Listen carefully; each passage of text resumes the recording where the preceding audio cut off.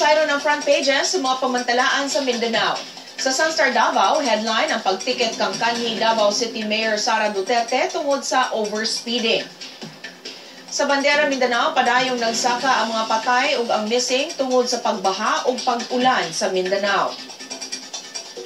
Sa Mindanao Daily, sa nagkalain-laing bahin sa Mindanao, sa Northern Mindanao, daghan ng mga pamilya ang apektado sa pagbaha ug landslide sa Northern Mindanao. Sa Western Mindanao, nag-atubang og kasong kriminal ang tulo ka sospek sa pagpatay sa usa ka school official sa Zamboanga City. Sa Caraga, ana-ana ubos sa state of calamity ang Butuan City. O sa Davao, kapin na sa 20,000 ka mga pamilya ang apektado sa pagbaha sa Mindanao. Sa Davao City, gisikop sa usa ka traffic enforcer ang kanhi mayor sa Dakbayan, Sara Duterte, tungod sa overspeeding kagahapon sa buntag. Si Ben Teshorna adunay detalye niini. Ben? Medyo.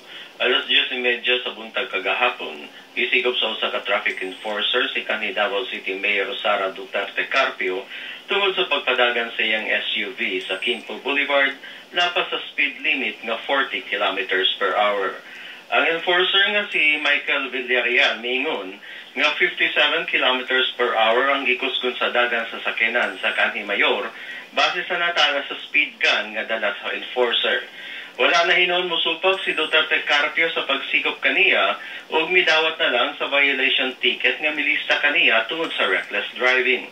Matod ni Traffic Management Center Head Superintendent Rodelio Poliquit, nakapaglingo-lingo sa ulo ang enforcer nga si Villarreal, dihang nakita nga si Duterte Carpio mo'y nagmaneho sa sakinan nga iyang gipara. Wala na mohatag og dugang pamahayag si Duterte Carpio sa hitabo. Ang iyang magulang, Vice Mayor Paulo Duterte mingon nga pamatuod lang kini nga walay special treatment sa pagpatuman sa Davao City sa speed limit.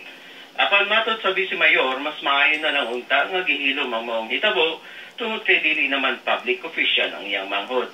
Niadto sa 2009, mismo si Mayor Rodrigo Duterte gidakop sa mga traffic enforcers tungod sa kapakyas pagsulub og helmet samtang nagmaneho sa iyang motorsiklo. Nakamulta sa mong higayon si Mayor Duterte og 1,777.63 pesos tungod sa iyong violation.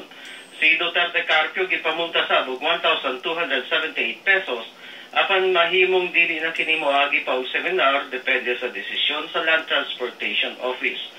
Gibutyag di Poliquit nga ang TMG o TMC nakahimo na og pag-issue temporary operators permit batok sa 700 ka speed limit violators suka distriktong gipatungan ng speed limit sa downtown area o kasikbit nga dalan, duha ka bulan na ang nakalabay. Medyo. Daghang salamat, Ben Teshorna, reporting gikan Davao City.